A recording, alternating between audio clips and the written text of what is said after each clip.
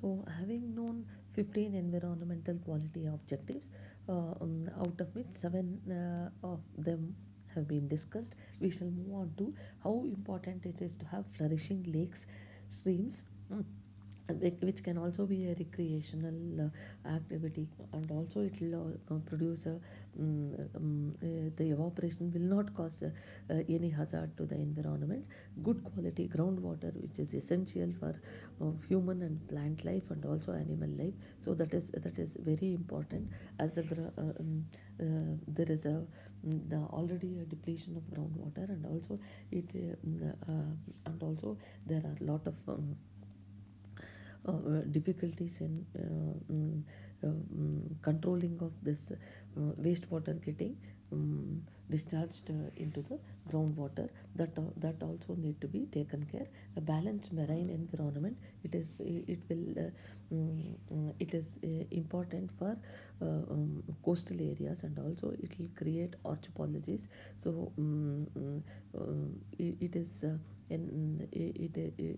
it is very important to establish, to see that wetlands have to be maintained, sustainable forests, and also varied agricultural lands, because of the constant usage of the same process or the same soil. It affects a magnificent mountain landscape, a good landscape, which also needs, and a good built environment. Built environment is one in which expected people, human activities to carry on. Hence, it is important that more prominence will be given mm, to that sector. Rationale of environmental standards, like it should preserve nature and the environment, protect against the damage, and repair past damage caused by it. So it seeks to preserve the air, water we all depend upon, as well as conserve and protect entire ecosystem comprising of animals, plants, human, is found in different habitats throughout our planet. So there are concentration and mass standards in the environment. So the Central Pollution Control Board has developed national standards for effluent emission and emission under the Statutory Powers of Water Act, and also the Air Act. So concentration and mass standards. There has been concentration, which is always measured whenever we want any chemical to be added. We go through the concentration, because it will be measured with the basic normality, and also it will be actually added with the what is its presence through its measurement in terms of molality, normality, which will be expressed as. So the concentration will enable to measure what is the exact standard that is required. Mass standards are generally known, which is in terms of weight that will be taken, which on measuring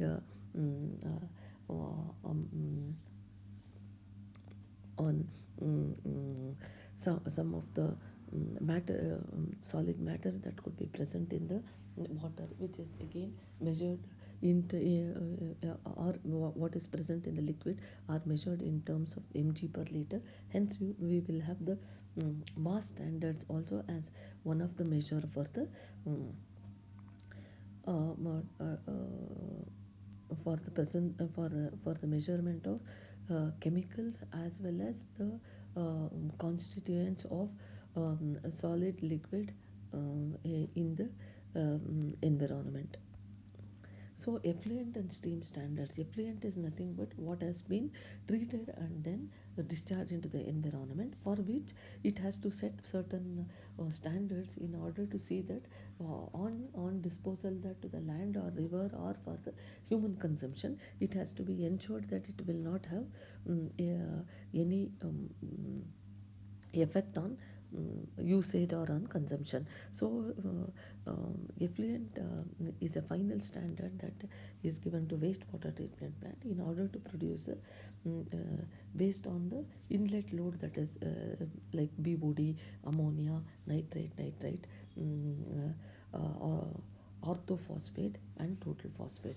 So these are the ones which will actually contribute for treatment of wastewater. Similarly, when we talk of stream standards, it is the water which is which on a particular course, which is naturally flowing, has been uh, included with some more water from the outside resource by treated as a treated water, which should not at any point of time change the qualities of the stream water that is that is flowing. So if the stream standard exists, the effluent standard for a particular wastewater treatment plant is set by working back from the stream standard.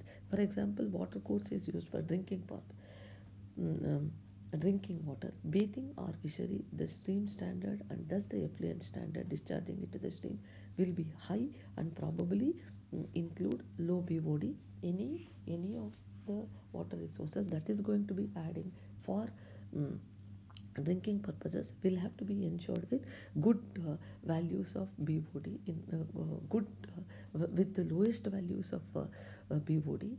So good treatment has to be done in order to ensure that the included water into the stream will not change the parameters of the